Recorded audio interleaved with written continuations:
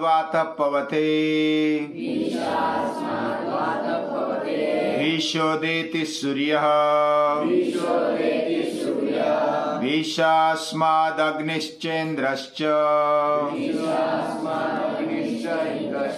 मृत्योर्धावति पंचम इति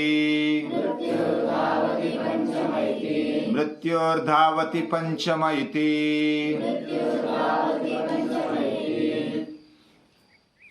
बहुत सारों के मन में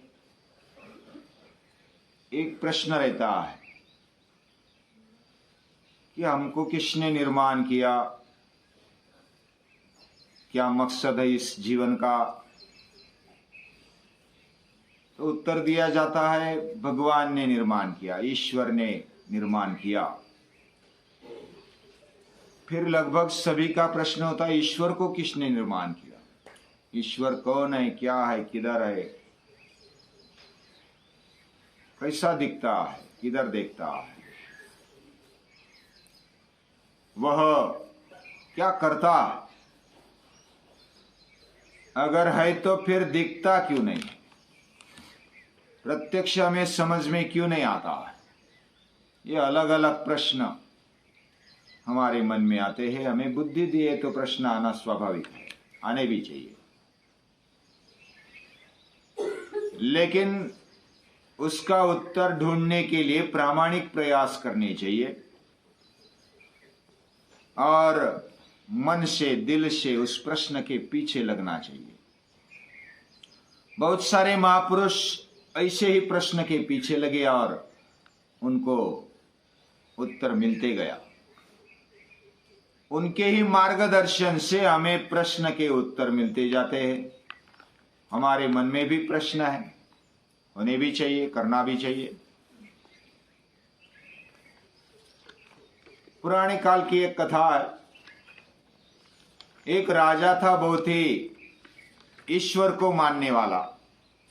ईश्वर यानी जो सभी का कर्ता धर्ता है, उत्पत्ति स्थिति लय करता ऐसा ईश्वर, जो सगुण है, निर्गुण है और उसकी भक्ति बहुत ही अच्छी थी। वो सभी को बहुत ही प्यार से संभालता, ऐसा ये राजा। लेकिन उसका जो पुत्र था वो नास्तिक माना जाता था। अभी बच्चा है, छोटा है, तो जैसा बड़ा होगा उसके प्रश्न कम होंगे या तो वो अच्छा हो जाएगा, ऐसा लोग मानकर चलते थे। एक बार क्या हुआ, एक बुढ़िया थी, वो भगवान का नाम गाते गाते काम करती थी, दासी थी उस राजा की। वो राजकुमार आ गया और उसने बोला कि क्यों भगवान का नाम लेते हो, ये नाम बंद कर, क्या तूने देखा है भगवान को। बोला कि मुझे अच्छा लगता है भक्ति करना, उसका नाम लेना, तो मैं लेती हूं। तो उसको कोठड़ी में डाल दिया उसने, राजकुमार ने। और जब तक तू ईश्वर का नाम लेना बंद नहीं करेगी तब तक चक्की पीसना, और उसको चक्की पिसाने के लिए लगा दिया। वो बेचारी क्या करती, चक्की पीसती रही, लेकिन भगवान का नाम छोड़ा नहीं। फिर राजा को मालूम हुआ कि राजकुमार ने ऐसा किया। उसने उस बूढ़ी मां की क्षमा मांगी कि ये मां मुझे क्षमा कर दे, तू अभी। वो बोले कि मैं आपकी दासी हूं, आप जैसा भी रखेंगे मैं रहने के लिए तैयार हो, क्या करे। तो मुझे आपसे कोई तकरार नहीं, मैं यहां भी आनंदी हूं, चक्की पीसती हूं, मुझे इस पीसने में भी भगवान दिखाई देते। लेकिन मुझे ऐसा सहन नहीं होता है, मेरा बेटा भी क्यों ना हो, लेकिन तू इधर से इधर तो वो आएगा, तुझे तकलीफ देगा, तो तू जा और आराम से रह ले। मेरा दास्यत्व भी मैं मुक्त करता हूं, तुझे तकलीफ हुई, मुझे भी अच्छा नहीं लगा। उसको छोड़ा दिया गया। लेकिन वो जो राजकुमार था ना, वो अलग अलग तरीके से प्रश्न पूछता रहा। ये ईश्वर कौन है, क्या है, किधर देखता है, वह कहां है। उसका मुख किस ओर है और वो क्या करता है, ऐसे अलग अलग प्रश्न वो पूछता था। तो ऐसा उसका जो विचार करना था वो बहुत ही अलग तरीके से था और उसको नास्तिक लोग मानते थे। राजा बूढ़ा बनते गया और बीमारी लग गई, तो बीमारी चलते चलते राजा चल बसा। राजकुमार बड़ा हुआ था, उसको राज्याभिषेक करने के लिए लाया गया कि अभी आप ही राजा है। तो राजा बनाते बनाते पहले मैं ईश्वर की शपथ लेता हूं कि मैं ऐसा ऐसा प्रजा का पालन करूंगा, ऐसी शपथ लेते हैं ना, वैसे उसको भी शपथ दिलाने के लिए बुलाया गया। और जो गुरु थे, राजगुरु, वो बोलते गए कि मैं आगे बोलता हूं, तू पीछे बोलना। मैं ईश्वर की शपथ लेकर ये पद ग्रहण करता हूं। वो बोला कि ईश्वर मैंने देखा नहीं, ईश्वर की साक्षी से मैं कैसे शपथ ले लो, वो इधर हाजिर कर दो, फिर मैं शपथ लूंगा, मैंने देखा नहीं अभी तक। वो कौन है, क्या है, किधर है, कहां देखता है और क्या काम करता है, उसने शपथ ग्रहण करना ना, ये नकार दिया। गुरु बोले कि ये परंपरा है, बहुत पहले जमाने से ये ऐसी परंपरा है, आपको ईश्वर का साक्षी लेकर ये शपथ ग्रहण करना पड़ेगा। बोला कि ऐसे कैसे करूं, आज तक ये रूढ़ी आती थी लेकिन आज से बंद हो गई, मैं अभी राजा हूं, उसके सामने कौन बोलेगा। तो फिर कुछ समझाने वाले उसके तरफ आ गए, लेकिन वो समझा नहीं। उसने तो फिर एक फरमान निकाला कि जो भी भगवान के मंदिर है, ईश्वर के मंदिर है,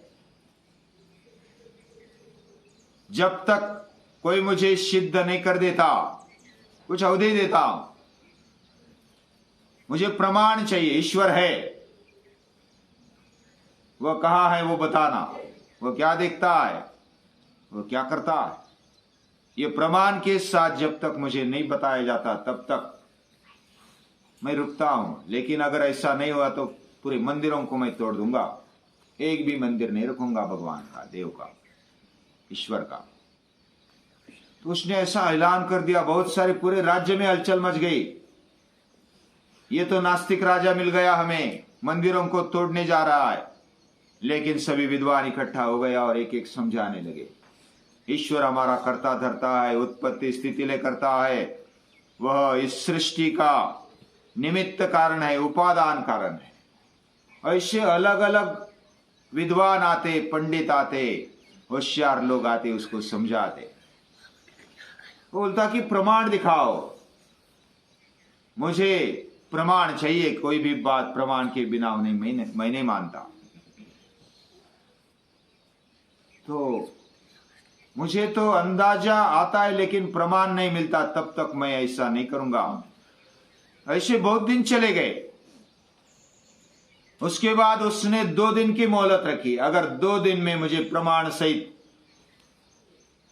ये अगर नहीं सिद्ध किया कि ईश्वर है, उसका प्रमाण चाहिए, वह कहां है, क्या देखता है, क्या करता है, ये मुझे पता होना चाहिए। और इसलिए 2 दिन की सहूलियत देता हूं, पूरी प्रजा में डिंडोरा पिटवा दो। तो सचमुच बाकी प्रधान जो थे, उस राज्य के प्रधान, वह चिंता करने लगे, ये क्या है, ऐसा कैसा राजा है। वह दुख से व्यथित हुआ, वो भक्त था ईश्वर का, और घर पे उसकी इकलौती बेटी थी, उसकी पत्नी भी गुजर गई थी। वो बेटी ने देखा कि ये मेरे पिताजी चिंता कर रहे हैं। बेटी ने बोला कि क्या है पिताजी, क्यों चिंता करते हो। वो प्रधान बोलते हैं, ये जो राजकुमार है ना, ये नादान है, ये नास्तिक है, इसको समझ में नहीं आता ईश्वर क्या है। बहुत सारों ने समझाया लेकिन वो समझ नहीं लेता है, क्या करे। वो पूछता है भगवान कहाँ है, वह किधर देखता है, कहाँ रहता है, क्या करता है, इसे अलग अलग प्रश्न पूछता है, उसका प्रमाण दे दो। बेटी बोली कि इतना ही ना, इतने से प्रश्न के लिए क्यों चिंता करते हो, मैं जाऊंगी कल। वो बेटी जाती है, दरबार में जाते, सभी सभा बुलाई और सभा के बीच में वो प्रधान की बेटी आती है और वो बोलती है कि पूछो आपके प्रश्न। तो पहला प्रश्न पूछता है, भगवान कहाँ है? तो उसने बोला कि मुझे क्या आप दूध दे सकते हो कटोरी में ला करके? ठीक है, दूध ले लो। तो उसको दूध लाया गया, हाथ में ले लिया। आपको क्या दिखता है इसमें? बोले कि दूध है। और क्या दिखता है? बोले कि दूध ही है, दूसरा कुछ नहीं है। इस कटोरी में दूध के अलावा दूसरा क्या है? वो बेटी बोली, मुझे तो इसमें नवनीत दिख रहा है, मुझे इसमें घी भी दिख रहा है, क्या आपको दिखता है? बोले कि नहीं दिखता। क्या इसमें घी नहीं है, नवनीत नहीं है?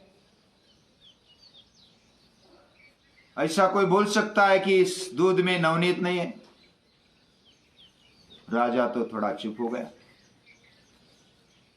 बोला कि हाँ, इस दूध को थोड़ा विरजन लगाना पड़ेगा, दही बनाना पड़ेगा, उसको मथना पड़ेगा और उसके बाद इसमें से नवनीत निकलेगा, लेकिन अभी दिखता नहीं है। क्या उसमें नहीं है फिर?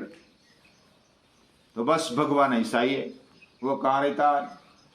वो कण कण में रहता है। जैसा दूध के बूंद बूंद में नवनीत रहता है और नवनीत के बूंद बूंद में कण कण में घी रहता है क्या नहीं रहता? तो राजा बोले कि हाँ रहता है। क्या आप मान गए भगवान कहाँ रहता है? वो चराचर में रहता है, कण कण में रहता है। उसको थोड़ा मंथन करना पड़ेगा, हमारा मनोमंथन, बुद्धि में मंथन करना पड़ेगा, तब वो नवनीत निकल करके आएगा, हमारी समझ बढ़ेगी और पता चलेगा। ये दिखता नहीं लेकिन है। जैसा दूध में नवनीत दिखता नहीं लेकिन है, घी दिखता नहीं लेकिन है। तो मैं मान गया, लेकिन अगला प्रश्न पूछता हूं, क्या भगवान किस ओर देखता है? उसकी नजर, उसका मुख कहां है? बोले कि ये दूध रख दो और एक मोमबत्ती लेकर आओ। तो मोमबत्ती लाई जाती है। बेटी वो मोमबत्ती धरती है हाथ में और पूछती राजा को, ये जो ज्योत है वह कहां देखती है और उसका मुख किधर है? मैं आपको पूछ रही हूं, राजा को। तो राजा बोला, ये जो ज्योत है ना, वो तो सभी ओर देखती है, सभी ओर उसका मुख है। बस ईश्वर भी वैसा ही है, वो सभी ओर देखता है, सभी ओर उसका मुख है। तो राजा का दूसरे सवाल का भी जवाब मिल गया। अभी राजा बोला कि तीसरा सवाल अभी दे दो, उसका उत्तर दे दो। भगवान क्या करता है? तो वो कुमारी वो बोलती है, बेटी बोलती है, मैं अभी तक बोले ही जा रही हूं, आप प्रश्न पूछ रहे, मैं सवाल के जवाब दे रही हूं। इस समय मैं आपकी गुरु हूं, है क्या नहीं हूं? बोले कि हाँ, तू मेरी गुरु है, लेकिन गुरु का स्थान ऊंचा होता है और जो शिष्य है उसका स्थान नीचे होता है। आप मेरे स्थान पर आ जाओ और मुझे आपका स्थान दे दो, तो मैं आपके सवाल का भी जवाब दे दूंगी, तीसरे सवाल का भी। क्या आप सुनना चाहते हैं प्रश्न का उत्तर? तो राजकुमार बोलता है, हाँ, मैं सवाल का जवाब चाहता हूं। वो उठ खड़ा हो गया सिंहासन से और बेटी की जगह पर आ गए। बेटी बैठ गई सिंहासन पर। सिंहासन पर बैठ गए और आराम से फिर बोलने लगी कि भगवान यही करता है, वो राजा को रंक बना देता है, रंक को राजा बना देता है, भिखारी को भी मान बना देता है, मान को भी भिखारी बना देता है। लेकिन वो अपने कर्म से बना देता है। ये पूरी दुनिया में व्यवस्था है। सूर्य अपनी जगह पर रहता है, चांद अपनी जगह पर रहता है, वो छोड़ता नहीं जगह। उसका परिभ्रमण, सूर्य का, पृथ्वी का, सब तारा ग्रह अपने अपने मार्ग से अपने अपने स्थान पर रहते हैं, चलते हैं। ऐसी व्यवस्था भगवान करता है। जैसे आप अभी मेरे स्थान पर आ गए, मैं आपके स्थान पर बैठ गई, ये प्रैक्टिकल हुआ क्या नहीं हुआ? तो बस ये जो भगवान है ना, ईश्वर है, वह ऐसा ही करता है। इसको भी कुछ भी बनाने की ताकत, जो पूरे चराचर सृष्टि को बना सकता है, वह क्या किसी को राजा नहीं बना सकता? कोई रूप नहीं ले सकता। वह कण कण में, क्षण क्षण में है। वह कुछ भी कर सकता है। कर तुम मकर तुम अन्यथा कर तुम समर्थ, ऐसी शक्ति वह दुनिया के राजा में है, ईश्वर में है। और ऐसा ईश्वर वो कैसा है? तो राजा भी मान गया।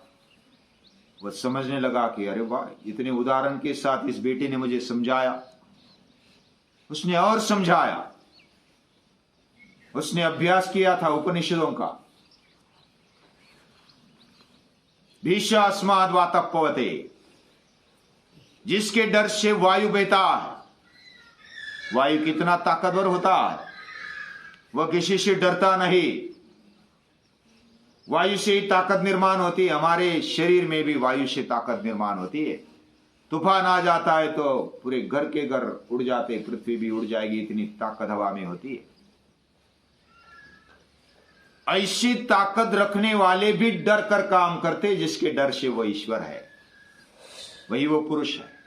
विषास्माद वातः पवते भीषोदेति सूर्य, सूर्य कभी चूकता नहीं। वह समय पर उगता है, समय पर डूबता है, अपना कार्य करते रहता है। कभी विराम नहीं, विश्राम नहीं, सतत कार्य करने वाला ये सूर्य किससे डरता है? वो सभी को डराता है। उसका कितना भयंकर रूप, धूप में देखेंगे तो कितनी धूप लगती है, हम खड़े नहीं हो सकते, उसके सामने नहीं देख सकते।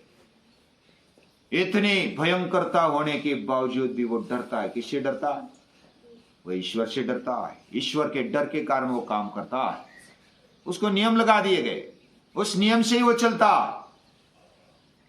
विश्व अस्माद अग्निश्च इंद्रश्च, अग्नि जैसा तेजस्वी और इंद्र जैसा देवों का देव भी उससे डरता है और अपना काम करता है। ये व्यवस्था है पूरी। पूरी दुनिया में जो व्यवस्था है, व्यवस्था के कारण ये सब चलता है। ऐसे लगता है कि अपने आप चल रहा है, लेकिन वो दिखता नहीं कौन चला रहा। और वही वह शक्ति है। मृत्यु और धावती पंचमयती, जो मृत्यु भी, जिससे तीनों लोग डरते हैं। मृत्यु से कौन नहीं डरता? हम भी थोड़ी किसको ले आ गई, या तो कुछ कॉकरोच आ गया तो हम डरने लगते, चूहा आ गया तो हम डरने लगते। इतना भयानक मृत्यु से तो हम बहुत डरते। बड़े बड़े विद्वान भी डरते। स्वरसवायु विदुषोपि तथा रूढ़ोभिनिवेश, यह मृत्यु का डर लगभग सभी में है। इसलिए तो हम जीना चाहते हैं। मृत्यु से डर है, हम कहां जाएंगे पता नहीं। लेकिन मृत्यु भी जिससे डरता है, वह ये शक्ति है ईश्वर। वह ये शक्ति है परम पिता। उसको अलग अलग नाम से पुकारा जा सकता है, हजारों नाम है उसके, विष्णु सहस्त्र नाम। कौन किससे पुकारता है उसको कुछ का कुछ लेना देना नहीं। वह सगुण भी है, साकार भी है, और निर्गुण है, निराकार भी है। वह नित्य है, वह अजय है, वह सर्वशक्तिमान है, सर्वज्ञ है, वह सब समझने वाला है, वह सभी का विधाता है, सभी का कारण होते हुए भी वह निष्कारण है। ऐसा ईश्वर वो बेटी समझाती है, वो राजा भी समझ जाता है। और फिर बोलता है कि अभी सभी मंदिर रहेंगे, मैं अभी सच्चे अर्थ में शपथ लेता हूं कि मैं प्रजा का अच्छी तरह से पालन करूंगा। नास्तिक लगने वाला राजा आस्तिक बन जाता है, ईश्वर को मानता है। हमारे जीवन में भी अगर कुछ प्रश्न है तो वो पूछने चाहिए। जब तक प्रामाणिकता से हम नहीं पूछते, उसका उत्तर नहीं ढूंढते, तो ढूंढते रहना चाहिए।